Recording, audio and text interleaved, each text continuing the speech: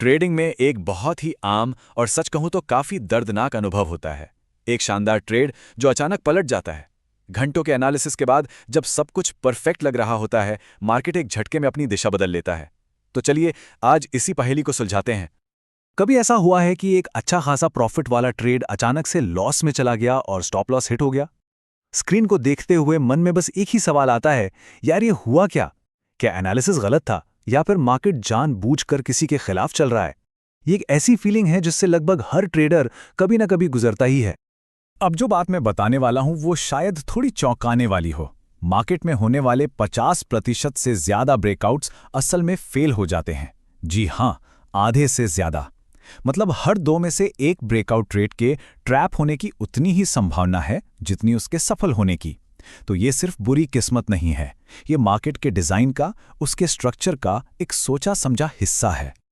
तो आखिर इस खेल के पीछे है कौन? चलिए मिलते हैं स्मार्ट मनी से। ये वो छिपी हुई ताकत है जो पर्दे के पीछे से मार्केट की चालों को डिजाइन करती है। तो ये स्मार्ट मनी है कौन? ये हैं बड़े बड़े बैंक्स, हेज फंड्स और दूसरे बड़े फाइनेंशियल इंस्टीट्यूशंस। इनके पास हजारों करोड़ की पूंजी होती है, इसलिए ये हमारी तरह बस एक क्लिक में ट्रेड नहीं कर सकते। उन्हें अपने विशाल ऑर्डर्स को पूरा करने के लिए मार्केट में दूसरी तरफ से उतने ही खरीदारों या विक्रेताओं की जरूरत होती है, और इसी जरूरत को कहते हैं लिक्विडिटी। एक ही चीज को देखने के दो कितने अलग अलग नजरिए हो सकते हैं, ये जानना बहुत दिलचस्प है। जहां एक रिटेल ट्रेडर को चार्ट पर एक मजबूत रेजिस्टेंस लेवल एक दीवार की तरह दिखता है, वहीं स्मार्ट मनी के लिए वो एक खजाने का संदूक है। जहां हमें एक रुकावट दिखती है, उन्हें लिक्विडिटी का एक भंडार नजर आता है। स्मार्ट मनी का सबसे बड़ा हथियार है इंड्यूसमेंट। इसका सीधा सा मतलब है लालच देना या फंसाना। ये कोई रैंडम मार्केट मूव नहीं है, बल्कि सोचा समझा बिछाया हुआ जाल है। इसका मकसद ही यही होता है कि रिटेल ट्रेडर्स को एक ट्रैप में फंसाया जाए, ताकि स्मार्ट मनी अपने बड़े ऑर्डर्स के लिए जरूरी लिक्विडिटी पैदा कर सके। चलिए अब जरा और गहराई में उतरते हैं और देखते हैं कि यह जाल असल में काम कैसे करता है। आइए एक क्लासिक उदाहरण से लिक्विडिटी के इस शिकार को स्टेप बाय स्टेप समझते हैं। मान लीजिए चार्ट पर एक साफ सुथरा रेजिस्टेंस बना हुआ है। अब स्मार्ट मनी जानबूझकर कीमत को उसके ठीक ऊपर धकेलती है। बस यहीं पर FOMO यानी फियर ऑफ मिसिंग आउट हावी हो जाता है। रिटेल ट्रेडर्स को लगता है कि एक बड़ा मूव हाथ से निकल रहा है और वो खरीदने के लिए टूट पड़ते हैं। और जैसे ही खरीदारों की ये बाढ़ आती है, स्मार्ट मनी अपने सारे विशाल सेल ऑर्डर्स उस भीड़ में उतार देती है। उनके ऑर्डर्स फिल होते ही कीमत तेजी से नीचे गिर जाती है और ब्रेकआउट खरीदार टॉप पर फंसे रह जाते हैं। पर अच्छी खबर यह है कि शिकारी चाहे कितना भी चालाक क्यों ना हो, वो अपने पीछे सुराग जरूर छोड़ता है। ये जाल भले ही कितने भी होशियारी से बिछाए गए हों, ये अदृश्य नहीं होते। चलिए देखते हैं कि चार्ट पर इन चेतावनियों को कैसे पहचाना जा सकता है। पहला और सबसे बड़ा सुराग तो खुद कैंडलस्टिक की कहानी में छिपा है।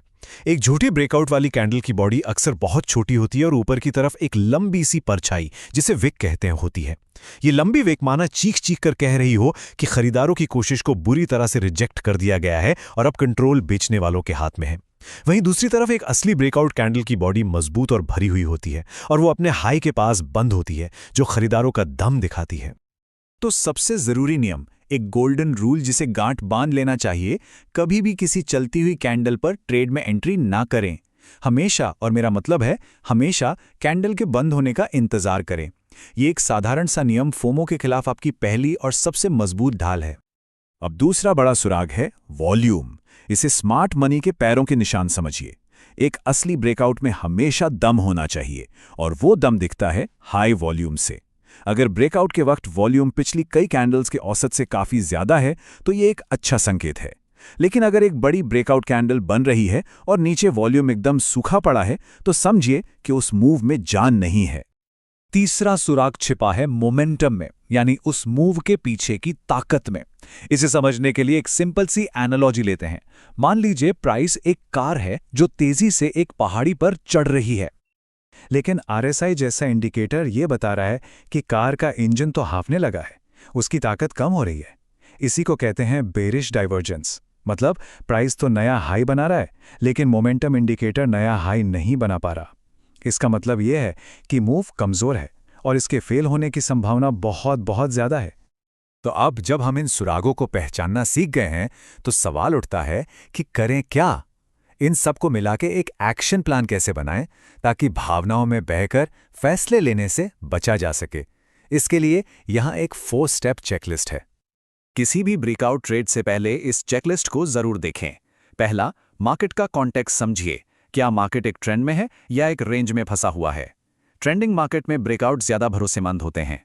दूसरा, ट्रैप जोन को पहचानिए। साफ दिखने वाले डबल टॉप या डबल बॉटम जैसी जगहों पर खास सावधानी बरतें। तीसरा, क्वालिटी कंफर्म कीजिए। कैंडल क्लोजिंग, वॉल्यूम और आरएसआई डाइवर्जेंस, इन तीनों को जांचिए। और चौथा, अपने प्लान पर टिके रहिए। या तो रीटेस्ट पर एक सुरक्षित एंट्री लीजिए, या अगर आप एक एडवांस ट्रेडर हैं तो उस फेलियर को ही ट्रेड करने का मौका देखिए। देखिए, टेक्निकल नॉलेज अपनी जगह है, लेकिन बिना सही माइंडसेट और मानसिक अनुशासन के वो अधूरी है। इस पूरी पहेली का आखिरी और शायद सबसे अहम टुकड़ा आपका माइंडसेट ही है। यहाँ 3 माइंडसेट शिफ्ट्स हैं जो इन जालों से बचने में बहुत मदद करेंगे। पहला, एक सख्त नियम बना लीजिए, कभी भी किसी भी हालत में चलती हुई कैंडल में एंट्री नहीं लेनी है।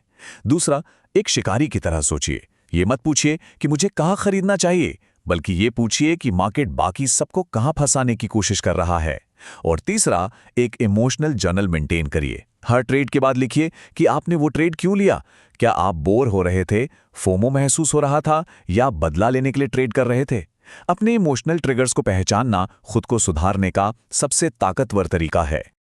असली खेल एक परफेक्ट एंट्री ढूंढने का नहीं है, बल्कि ये समझने का है कि दूसरे लोग कहाँ फंस रहे हैं। नजरिए में बस ये एक छोटा सा बदलाव सब कुछ बदल देता है। ट्रेडिंग सिर्फ चार्ट पर लाइनें खींचना नहीं है, बल्कि मार्केट के पीछे काम कर रही साइकोलॉजी को समझना है। तो आखिर में ये सवाल खुद से पूछना बनता है, इस बाजार में आप शिकारी हैं या शिकार?